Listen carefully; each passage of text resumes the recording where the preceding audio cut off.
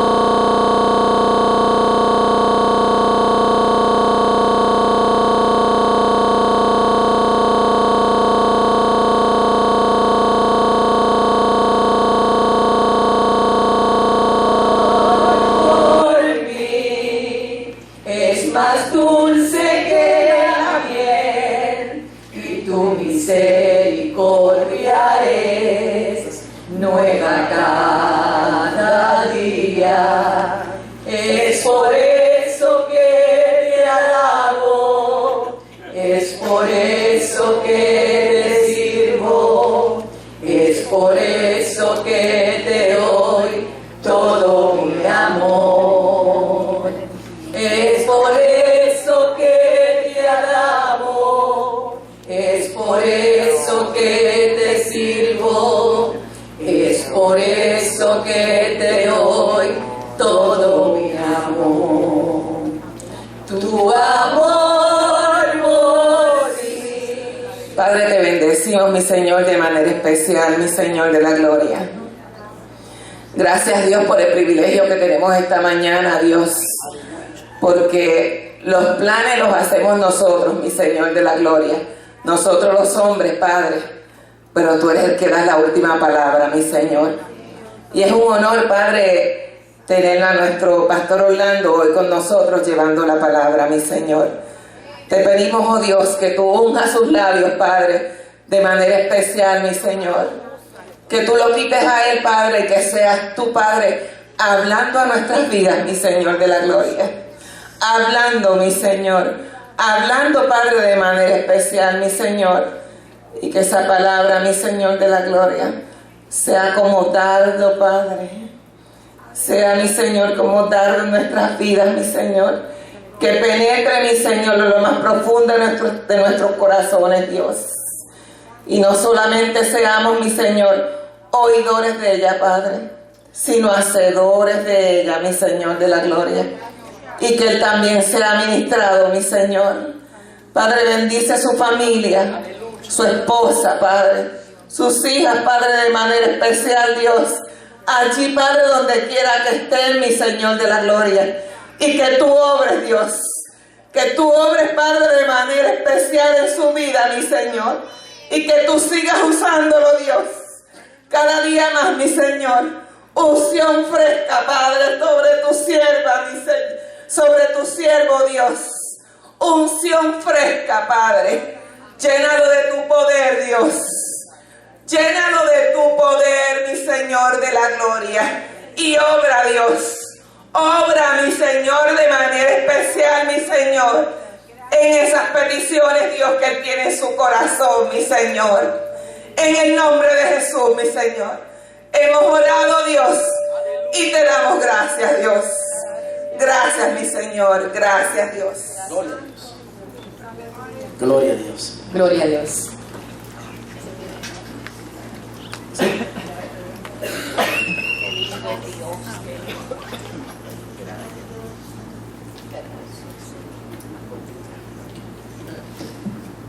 Gloria a Dios. Dios les continúe bendiciendo, hermano, en esta linda mañana que nos da el Señor. Ya saben que estoy aquí de radiador emergente. Pero es un gozo estar aquí. Y hay una porción de la Escritura en el Evangelio de Juan, capítulo 6. Solo vamos a utilizar esa porción porque solo queremos hablar un poquito del carácter de algunos discípulos de Jesús. La última vez que estuvimos aquí, estuvimos hablando de Tomás, el hombre pesimista, pero fiel, que estaba dispuesto inclusive a ir a la cruz, estaba dispuesto inclusive a ser sacrificado y morir con el Señor. Y hoy nos gustaría hablar un poquito de la vida de dos discípulos de Jesús, Andrés y Felipe, que son otros hombres de Dios. A mí me gusta la escritura y la selección que hace Jesús de sus discípulos, porque nos da opción de entrada a nosotros a ser parte también de los que podemos colaborar en la obra del Señor, porque Él no buscó modelos de personas, amén, buscó personas de diferentes caracteres, con diferentes formas de pensar, gente que no eran perfectos, pero le eran útiles, de la misma manera que nosotros no somos perfectos, pero podemos ser útiles en sus manos. Y en el Evangelio de Juan, esta porción tan conocida de la alimentación de los 5,000, vamos a leer algunos versículos de él mismo. Dice: después de esto Jesús fue al otro lado del mar de Galilea, al de Tiberias. Juan capítulo 6. Y le seguía gran multitud porque veían las señales que hacía en los enfermos. Entonces subió Jesús a un monte y se sentó allí con sus discípulos. Y estaba cerca de la Pascua, la fiesta de los judíos. Cuando alzó Jesús los ojos y vio que había venido a él gran multitud, dijo a Felipe: ¿de dónde compraremos pan para que coman estos? Pero esto decía para probarle, porque él sabía lo que habría de hacer. Felipe le respondió: 200 denarios de pan no bastarán para que cada uno de ellos tomase un poco. Uno de sus discípulos, Andrés, hermano de Simón Pedro, le dijo: aquí está un muchacho que tiene 5 panes de cebada y 2 pececillos, mas ¿qué es esto para tantos?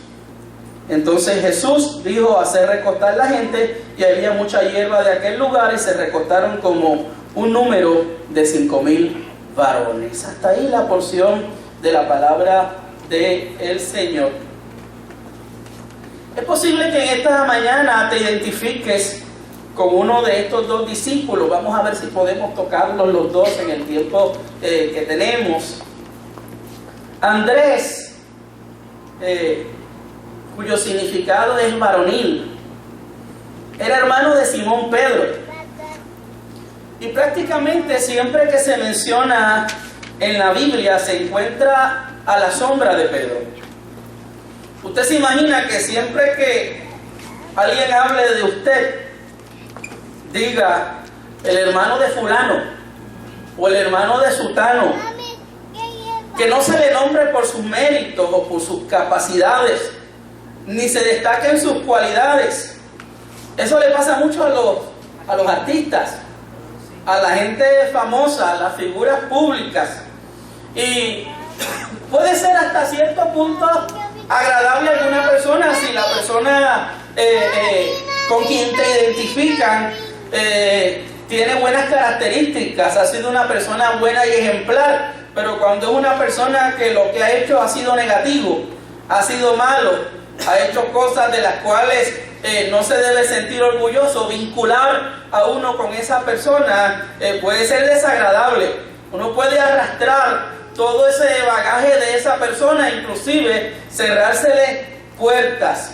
Pero Andrés no era meramente el hermano del gran Pedro, era un discípulo llamado por Jesús, seleccionado para ser parte de los 12. Fue uno de los primeros 2 discípulos que siguieron a Jesús. Y ese primer encuentro lo registra Juan en el capítulo 1, versos del 35 al 36. El día siguiente del bautismo de Jesús, estaba Juan el Bautista con 2 de sus discípulos, Andrés y Juan. Viendo a Jesús, viéndolo el Bautista, caminar por allí, dijo: he aquí el Cordero de Dios. Y de repente ellos se fueron y siguieron a Jesús. Fue uno de los primeros que estuvo con Jesús y disfrutó de sus palabras, de su compañía toda la noche. Andrés y Juan tienen que haber estado envueltos en la expectativa mesiánica, en aquel esperado por tanto tiempo por los judíos, esperando poder identificar a la persona correcta. Por eso cuando Juan le dice: ahí está, ellos le siguen, ellos van tras de él. Quiere decir que Juan el Bautista cumple su rol a cabalidad, hablando de aquel a quien él vino a representar, no hablar de él mismo. Lo primero que hace Andrés es que va donde su hermano Simón Pedro y le declara: hemos hallado el Mesías, que traducido es el Cristo, y lo trajo a Jesús. Y eso me parece interesante porque Pedro es la última Coca-Cola en el desierto, es el hombre más reconocido, era el que era considerado líder de los 12 discípulos, pero su hermanito, aquel que nadie conocía, fue quien lo trajo a los pies de Jesús. Lo que Andrés había encontrado era demasiado bueno para quedarse callado. Había que compartirlo. ¿Con quién? Con el ser querido, con el ser a quien uno ama. La familia, hermanos, debe ser primero. Y es una responsabilidad suya y es una responsabilidad mía evangelizarla. Hay gente que utiliza un texto bíblico y hablan de él para no cumplir con esa responsabilidad. Ese texto bíblico que dice, ¿verdad?, que uno no es profeta en su propia tierra. Y a veces lo utilizan para uno no acercarse a los de uno, hablarle del Señor. Si consideras que lo has encontrado al Señor y que Él ha transformado tu vida, si consideras que Él es lo más importante, dile a tu familia: he encontrado a Jesús. Él ha cambiado toda mi vida. Así que antes que Pedro dijera que Jesús es el Cristo y se le reconociera, y el mismo Jesús dijera: no te lo reveló sangre ni carne ni sangre, sino mi Padre que está en los cielos, ya su hermanito Andrés había reconocido que había encontrado al Mesías. Andrés se destaca por ser el discípulo que le gusta llevar a otros a Jesús, el que valora la fe y dice: esto hay que compartirlo con todo el mundo. A veces hay gente que no comparte la fe, que no le hablan a nadie del Señor. ¿Quién va a entender que lo que tú tienes es un tesoro? ¿Quién va a comprender que lo que tú tienes es lo mejor si tú no lo vociferas al mundo? Si tú no se lo expresas a nadie. Andrés valoraba, apreciaba el valor de una sola alma, llevar a alguien a los pies de Jesús. Su tarea no era traer multitudes, Su tarea era traer a uno. Y cada vez que aparece en la escritura, Andrés está llevando a alguien a los pies de Jesús. En este pasaje que leímos fue Andrés, en el verso 9, el que llevó el muchacho de los 5 panes y los 2 peces y lo trajo a Jesús. Oiga, nosotros no tenemos idea de lo que puede hacer traer a alguien a Jesús. Nosotros no tenemos idea de lo que es traer un niño a los pies de Jesús. Anoche el pastor predicó un sermón excelente, bello, precioso, bien motivador, hablando acerca de lo que nosotros vamos a delegar a nuestros jóvenes y a nuestros niños, y presentando a nuestros jóvenes y nuestros niños como lo más importante. Fue ciertamente extraordinario. Pero traer un niño a Jesús, oiga, es ponerle un salvavidas. Traer un niño a Jesús es garantizarle una vida exitosa, una vida feliz, una vida de bendición, no exenta de problemas, pero con herramientas para resolverla. Herramientas para poder seguir hacia adelante. En el capítulo 12, el verso 21, trajo unos griegos con Felipe. Y ahorita hablamos un poquito de Felipe.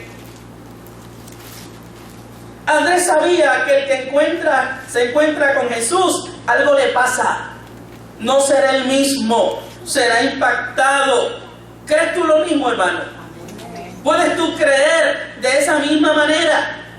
A veces tenemos problemas con la gente porque quiere que la gente que llegue a la iglesia llegue convertida ya, o llegue de cierta manera.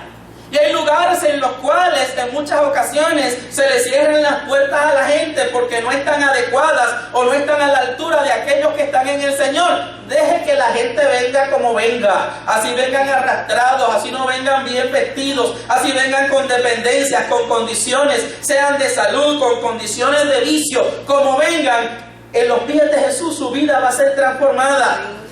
No serán el mismo, pero tienes que creerlo. Tienes que creer que tu esposo, que tu esposa, que tu ser querido, que a lo mejor usted dice, a este no hay quien le bebe el caldo, este no hay quien lo transforme, que lo cambie, este está hecho de verdad, carácter y figura hasta la sepultura. Pero el Señor transforma a la gente. El Señor cambia los corazones. Es bien sabido que en la cristiandad no hay nada más efectivo e importante en la evangelización que el trabajo personal individual, que usted hable, ese contacto personal. La gente dice, no hay una cosa más efectiva en el mundo de las ventas que la venta directa.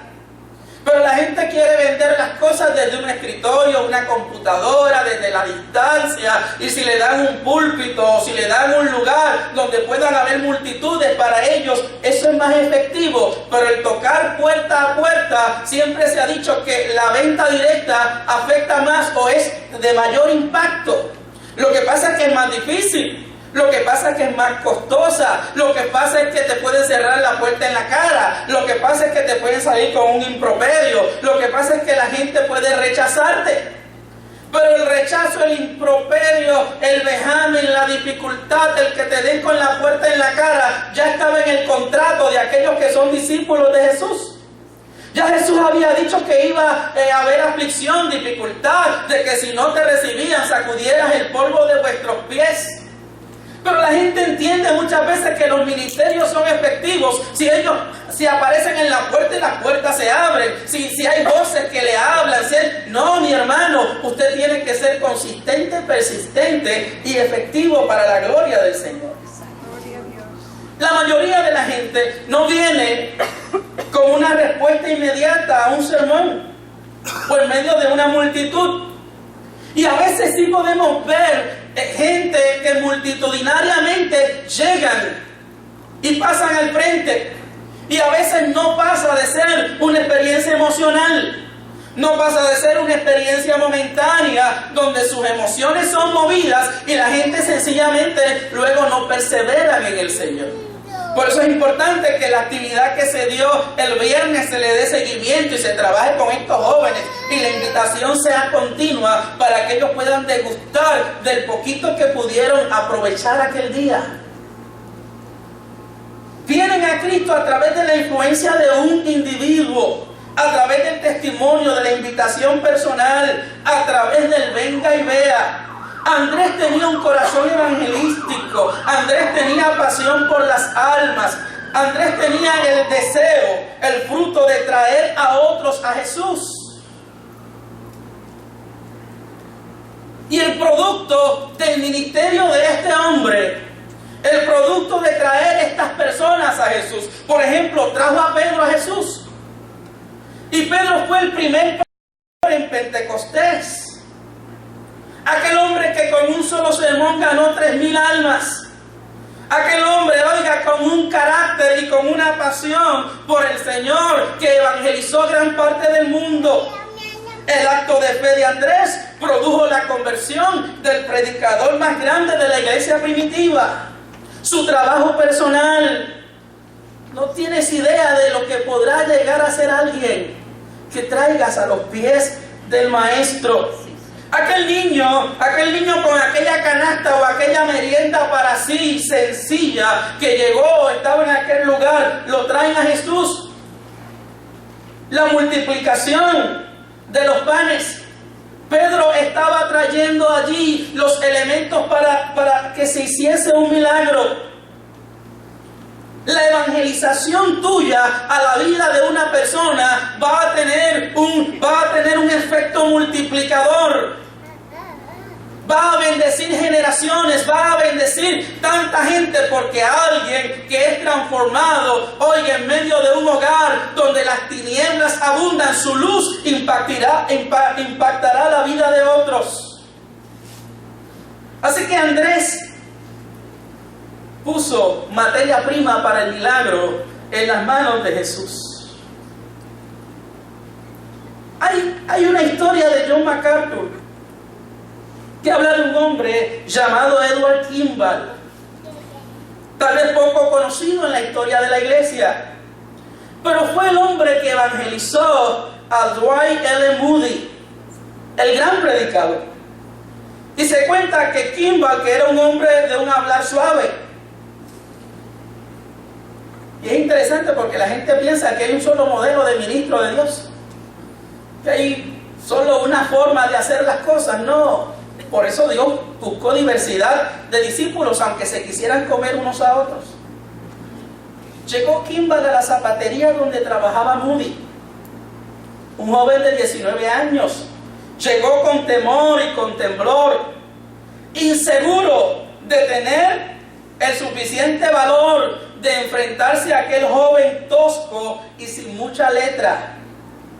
Kimball lo relata de la siguiente manera, dice: decidí hablarle a Moody sobre Cristo y sobre su alma. Me dirigí a la zapatería y me empecé a preguntar si era correcto ir a hablarle en horas de trabajo. Pensé que quizás mi misión confundiría al muchacho, que cuando me fuera los otros empleados de la tienda le preguntarían quién era yo, y cuando lo supiera podrían empezar a burlarse de él y preguntarle si yo pretendía hacer de él a un muchacho bueno. Mientras reflexionaba, así pasé por la tienda. De pronto, cuando me encontré había pasado por la puerta. Decidí abrirla de golpe, seguir adelante con el plan y conducirlo de una buena vez. Kimball encontró a Moody trabajando en la bodega, envolviendo zapatos. Dijo que había hablado con palabras torpes. Más tarde diría: no recuerdo nada de lo que dije, solo algo sobre Cristo y su amor. Eso fue todo. Moody entregó su corazón a Cristo. Y Moody fue uno de los más grandes predicadores utilizados por Dios en Inglaterra. La gente dice que cuando Moody predicaba, los pecadores que estaban en el auditorio se agarraban de las sillas porque no querían salir de allí, siendo pecadores todavía. Su ministerio fue de impacto masivo en ambos lados del Atlántico. Decenas de miles testificaron venir a Cristo gracias a su ministerio.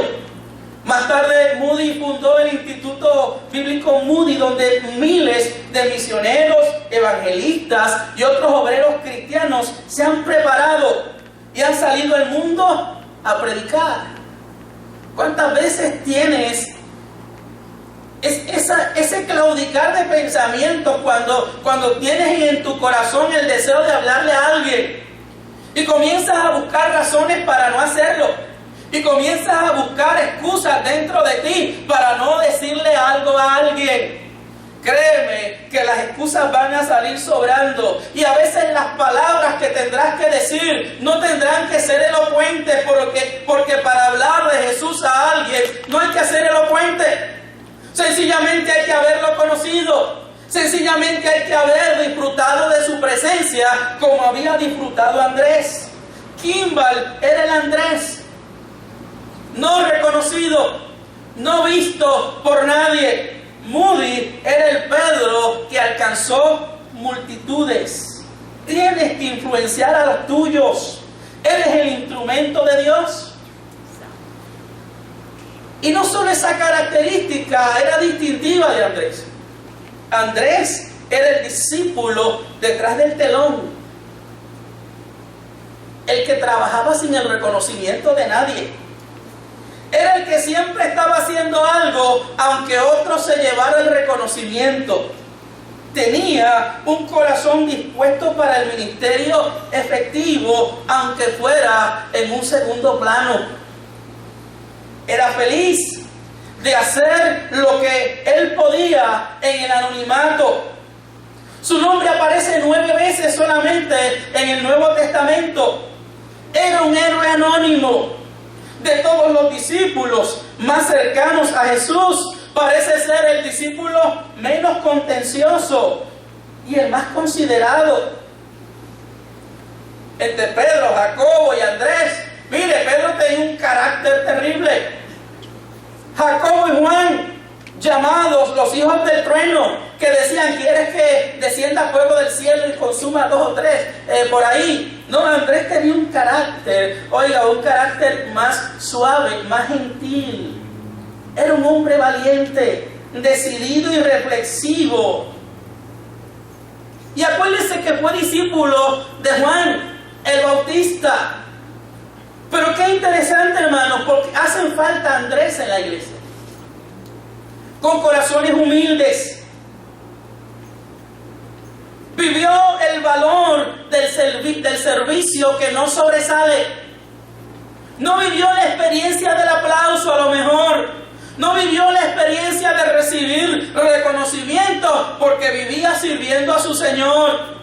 Y posiblemente a ti nadie te ha reconocido y nadie ha podido ver las noches que pasas de rodillas en la presencia de Dios. Nadie ha podido ver los días que vas y le das algo a alguien que está hambriento, o cuando tal vez tú vas a algún lugar o a un hospital y visitas a alguien. Pero créeme, eres reconocido por el Dios del cielo. Eres reconocido por el Dios Todopoderoso. Así no ocupes nunca un lugar en el altar o un lugar en el púlpito. Tu servicio a Dios es efectivo y tal vez eres aquel que trajo al que está en el púlpito hablando. Tal vez eres aquel que inició la vida del ministerio de alguien con tu oración, tu intercesión, con tu ofrenda, con tu ayuda. Realizas algo en la obra del Señor. Y yo creo que eso es importante. Yo creo que tenemos muchos Pedros en los púlpitos. Yo creo que tenemos mucha gente que a veces busca el aplauso y el reconocimiento, pero el día que el Señor venga a traer su galardón, mire, para algunos que querrán tener un trofeo más grande que esa cámara, a lo mejor recibirán un premio de consolación. Y aquel que nunca lo han visto en un púlpito, aquel que nunca ha sido reconocido por nadie, aquel que tal vez no ha sido visto por multitudes, oiga, aquel le traerán el trofeo en un camión del cielo. Porque Dios reconocerá a cada uno según su obra. Te reconozcan los hombres o los hombres no te reconozcan, aunque vivas en el anonimato de los hombres. Hace falta gente como Andrés. Como dice el apóstol Pablo en el capítulo 6, el verso 6 del libro de Efesios, una cita hermosísima que dice: no sirviendo al ojo como el que quiere agradar a los hombres, sino como siervos de Cristo de todo corazón, haciendo la voluntad de Dios. Andrés fue un líder con corazón de siervo. Hasta donde sabemos, nunca predicó a multitudes. Yo no sé si podré tocar a Felipe. No se menciona en el libro de los Hechos. De hecho, la Biblia nos registra qué pasó con Andrés después de Pentecostés. La tradición dice que Andrés llevó el evangelio hacia el norte. Se le conoce como el santo patrón de Rusia y Escocia. Dicen que fue crucificado en Acaya, al sur de Grecia. Esto es una historia que no podemos decir que es verídica o no, pero se relata que llevó a Cristo a la esposa de un gobernante de una provincia. Cuando éste se enteró, se enfureció tanto y quiso que su esposa renunciara a su fe. Pero ésta se negó. Y entonces el gobernante mandó a crucificar a Andrés. No lo clavaron en la cruz, sino que lo amarraron para prolongar su sufrimiento. Dicen que aún desde la cruz exhortaba a los hombres a volverse a Jesús. La vida, hermanos, nos da un balance. El balance de hombres como Pedro y hombres como Andrés. Ojalá tú seas un Andrés, o a lo mejor Dios quiere que seas un Pedro. Pero lo importante es que sirvas al Señor de todo tu corazón. En el caso de Felipe, y vamos a tomarlo rapidito, no están muy agorados. Felipe, cuyo nombre significa amante de los caballos, es el segundo en la lista de 4. Posible que viniera de una familia judío-helénica. Era de Betsaida como Andrés y Pedro. Pero Felipe se caracteriza por ser un analista clásico, un hombre práctico que se guiaba por las reglas. Felipe era un hombre de hechos y números. Hay que traerle las pruebas. No era propenso a pensar en lo que estaba por delante. Solo Juan nos habla de él. Y algunos comentaristas lo tildan de un aguafiestas. El aguafiestas del grupo. Un pesimista. Un individuo de visión estrecha. A veces incapaz de ver el cuadro global y el mundo. Y a menudo obsesionado por identificar las razones por las que las cosas no se pueden hacer, en lugar de encontrar nuevas formas para hacer las cosas. Sencillamente decía: esto no cuadra, esto no va para ningún lado. Es como el que abre la alacena y lo que hay es un paquete de arroz y una lata de salchicha. Y dice: aquí no hay nada. Porque solo ven lo que no hay. Si hay un paquete de arroz y una lata de salchicha, haga un arroz con salchicha.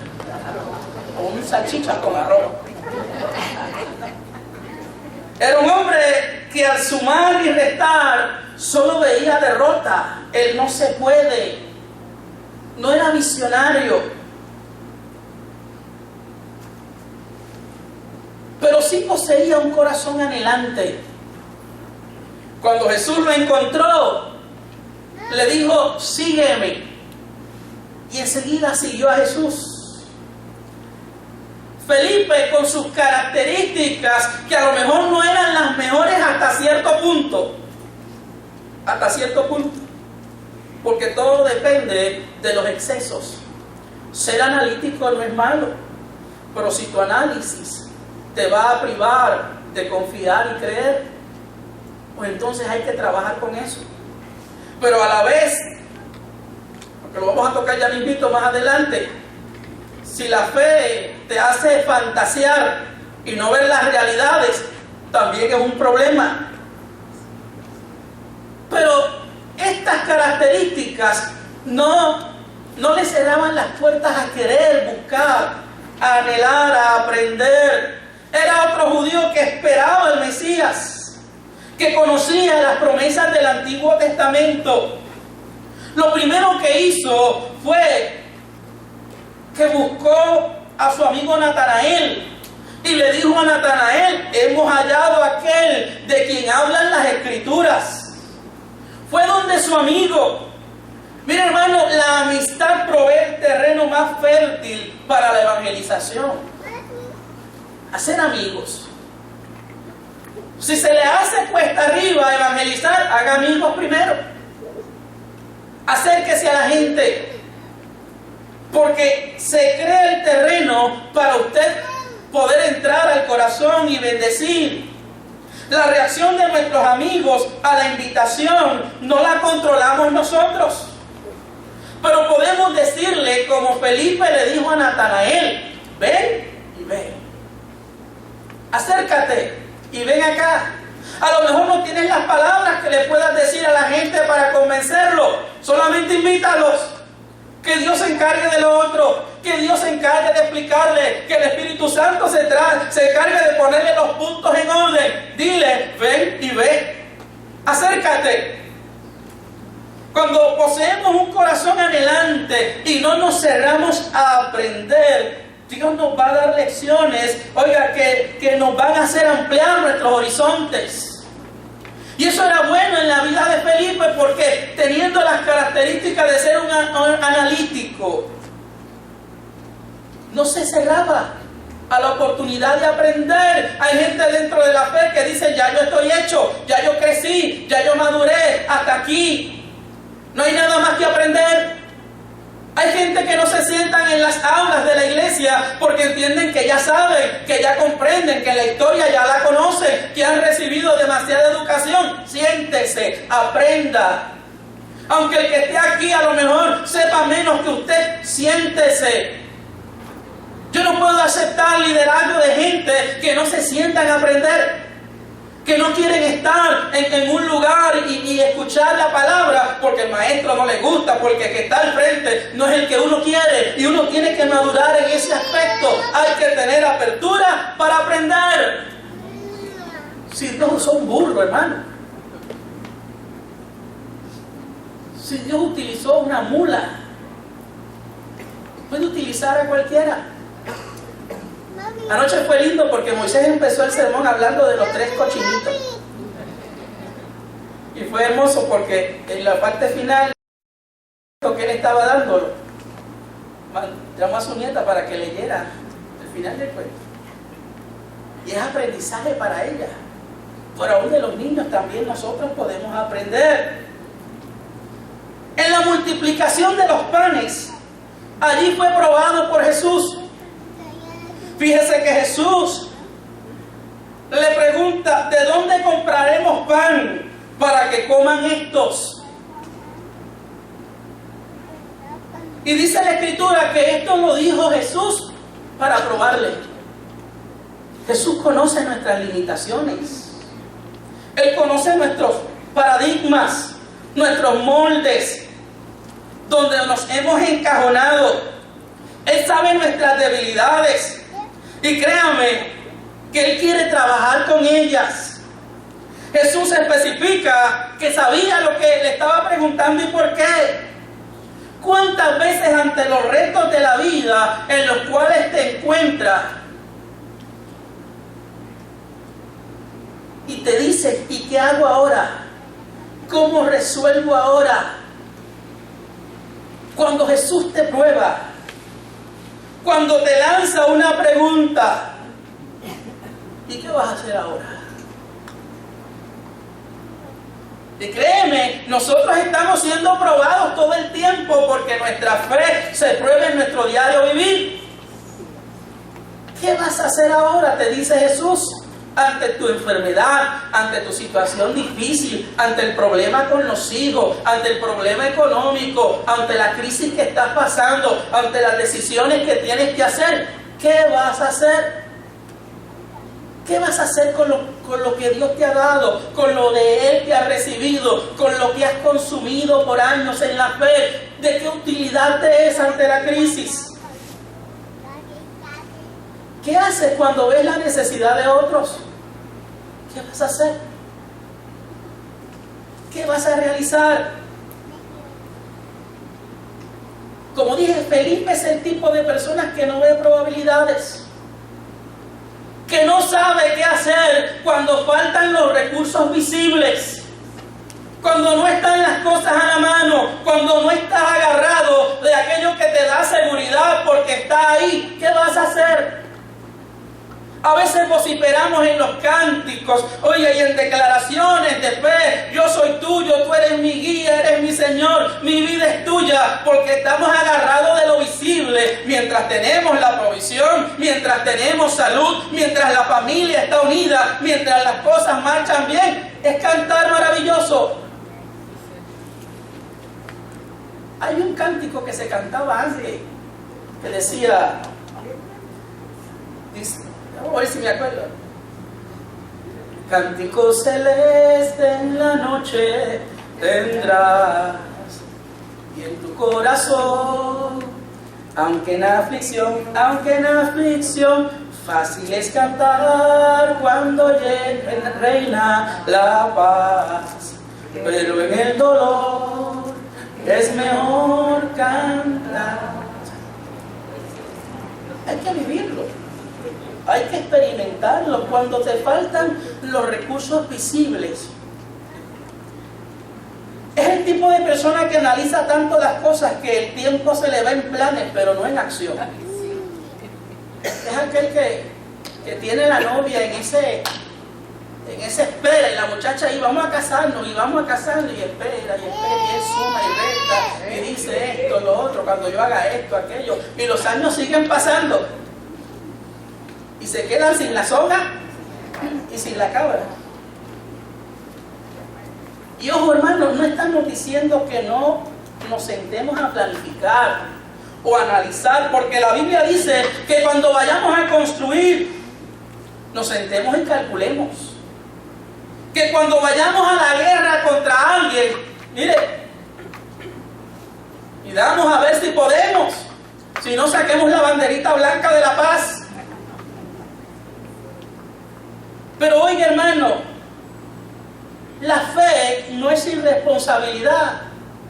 No es que tú no hagas lo que te toque. No es que cojas tu pecunio, tu dinero, y lo pongas en las arcas de la iglesia y dejes a tu familia sin comer y te olvides de los tuyos. No es que hagas promesas de que voy a dar tanto sin tener nada que dar, y entonces después tengas que cambiar la promesa. No es irresponsabilidad. Ahora, con Dios siempre estamos en ventaja. Estamos hablando del análisis que no toma a Dios como parte de tu equipo. Dios es parte de tu equipo. Es el análisis que te incapacita.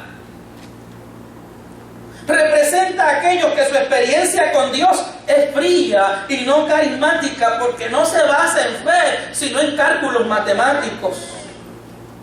Y hay unos ejemplos bíblicos. Por ejemplo, cuando Pedro está pescando, y llevan todo el día pescando, y Pedro es el pescador con las calificaciones más altas y la experiencia, oiga, como ninguna. Él sabía pescar. Y viene Jesús y le dice: mira, Pedro, boca mar adentro, y tira la red. Un analítico, un pescador que sabe, dice: este viene aquí, tú sabes de otras cosas, pero yo sé de pescar. Y viene que a decirme a mí cómo hacerlo. Yo lo he hecho toda la vida y he tenido resultados. Pero lo importante es quién lo dijo, y lo dijo Jesús. Y en tu nombre tiraré la red. Y al tirar la red en su nombre, dice que la multitud de peces era tanta que las redes se rompían.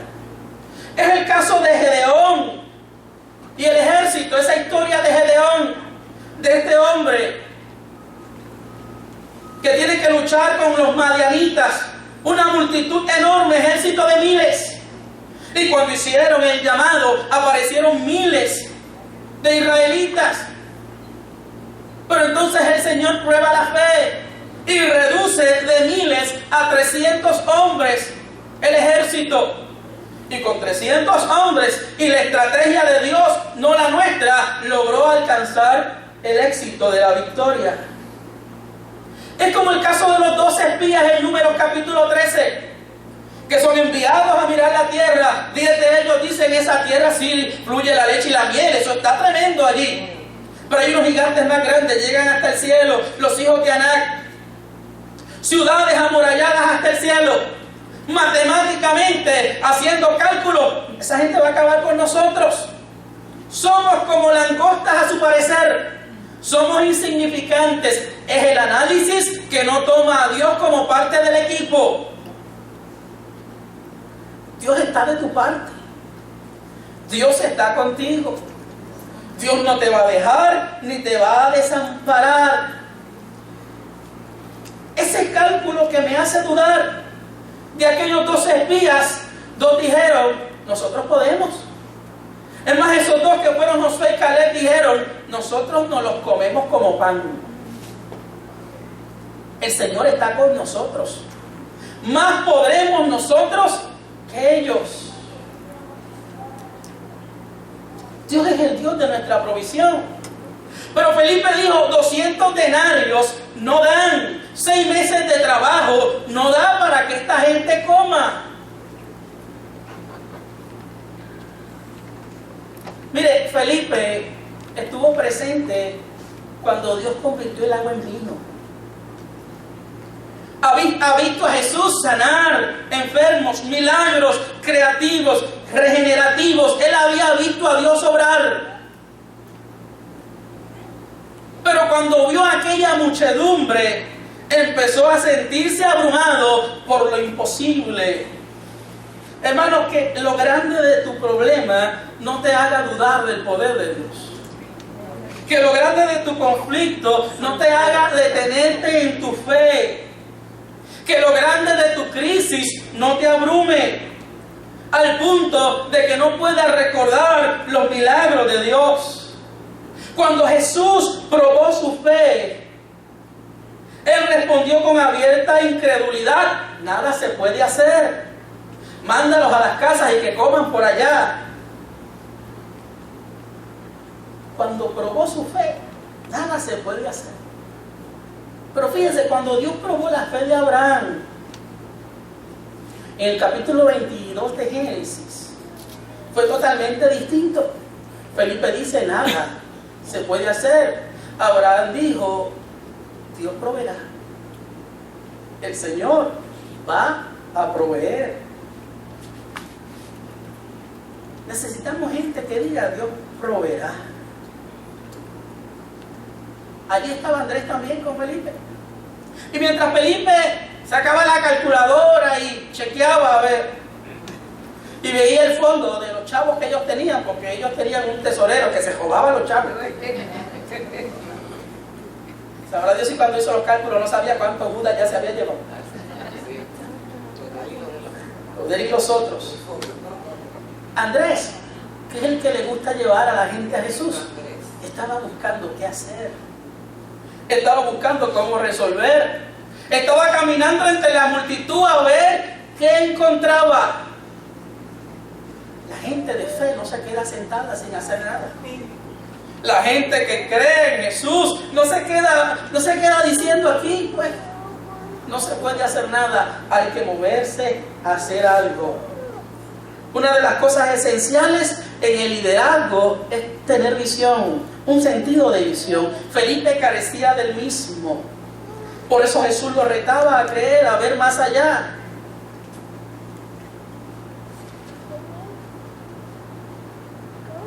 Y ya terminando, Felipe, en otra ocasión en el aposento alto, en la última cena, la última noche del ministerio terrenal de Jesús, en un tiempo crucial, Jesús iba ya a ser crucificado.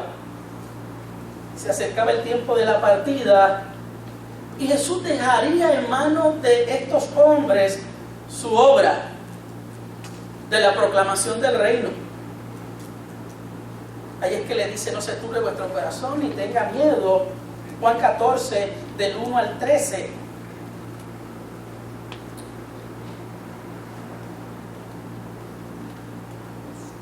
Cuando llega ese momento que Jesús le dice que se va,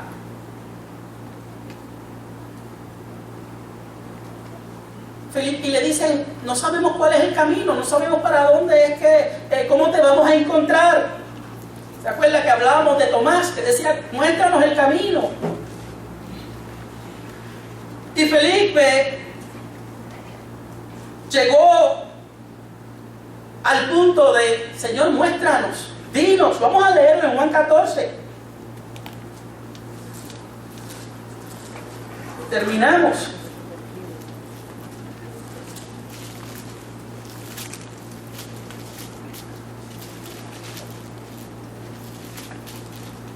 En el verso 5 del capítulo 14, que es donde Tomás le dice: Señor, no sabemos a dónde vas y cómo pues podremos saber el camino. Y Jesús le dice a Tomás: yo soy el camino, la verdad y la vida, y nadie viene al Padre si no es por mí. Si me conocéis, también a mi Padre conoceréis, donde ahora le conocéis y le habéis visto. Felipe le dijo: Señor, muéstranos al Padre y nos basta. Jesús le dijo: tanto tiempo hace que estoy con vosotros y no me has conocido, Felipe. El que me ha visto a mí, ha visto al Padre. ¿Cómo pues dices tú: muéstranos al Padre? ¿No crees que yo soy el Padre y el Padre en mí? Era de esperarse que para cuando Felipe llegó a este punto, tanto tiempo después de haber estado con Jesús, debía estar mejor informado.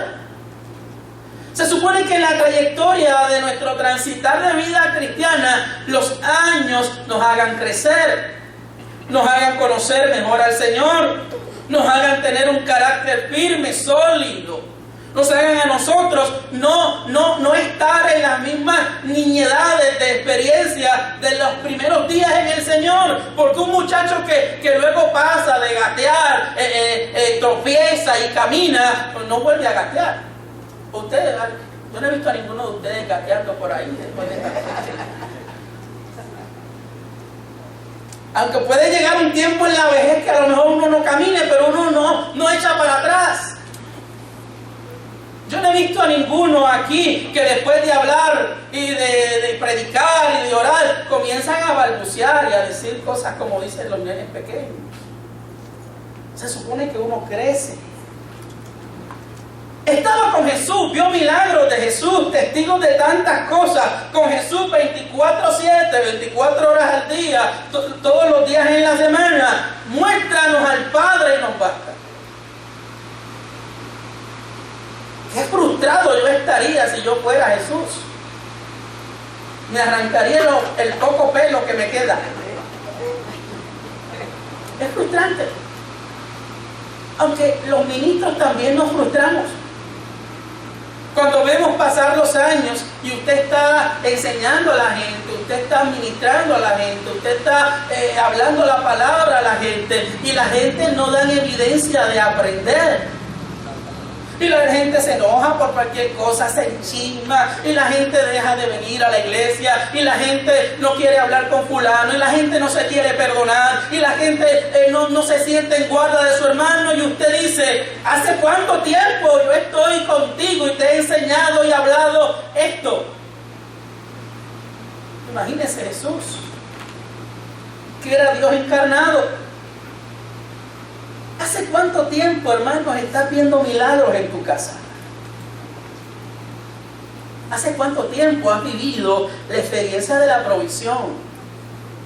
¿Hace cuánto tiempo Dios ha obrado y ha actuado en favor de los tuyos? ¿Hace cuánto tiempo, si tú miras para atrás quién eras antes y por dónde andabas, has visto el moldear de Dios de tu vida? Hace tanto tiempo atrás a lo mejor tú eras un iracundo, eras un hiriente, tenías problemas con la gente y Dios transformó tu vida. Hace tanto tiempo viniste atrás con unas heridas abiertas de tu pasado, de tu matrimonio, de tu hogar, de tus hijos, de tantas situaciones. Y el Señor ha estado obrando, y en esta mañana hace tanto tiempo que he estado contigo. Finalmente, Felipe, como los otros discípulos, hombres de habilidades limitadas, su fe era débil. Inclusive Jesús dice de los discípulos: ustedes son hombres tardos para aprender, para entender. Y uno dice: ¿y por qué no se buscó gente más? Como que le gusta lo difícil al Señor. Nosotros somos difíciles. Su fe era débil. Era escéptico, analítico, pesimista, inseguro. Era lento para entender, lento para confiar, pero Dios lo escogió.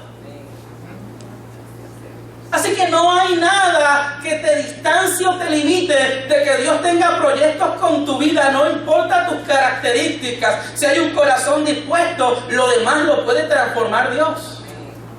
Él puede hacer proezas contigo. Y el Espíritu Santo hizo la otra parte. Aquel día lo dotó de poder. El poder que disipa la duda y la incredulidad. El poder que echa a un lado los cálculos matemáticos. Solo cree que para el que cree todo es posible. Aquel día que fueron revestidos en el aposento alto, la vida de todos los discípulos de Jesús fue transformada. Y la historia dice que Felipe trabajó diligentemente en Asia y sufrió el martirio. En Heliópolis, Frigia, fue azotado, echado en la cárcel y después crucificado en el 54 después de Cristo. Yo no sé en esta mañana si te identificas con Felipe o te identificas con Andrés. Independientemente tu carácter, ponte en las manos de Jesús. Disfruta de lo que Él tiene para ti. Aprovecha todo lo que recibes de Él y úsalo para su gloria. Que al final de tus días el Señor no te tenga que decir como a Felipe: hace tanto tiempo que hemos caminado juntos y tú no sabes quién soy yo. Ojalá que la vida nos dé la oportunidad de conocer cada día mejor a Jesús. Dios les bendiga, hermanos. Gracias.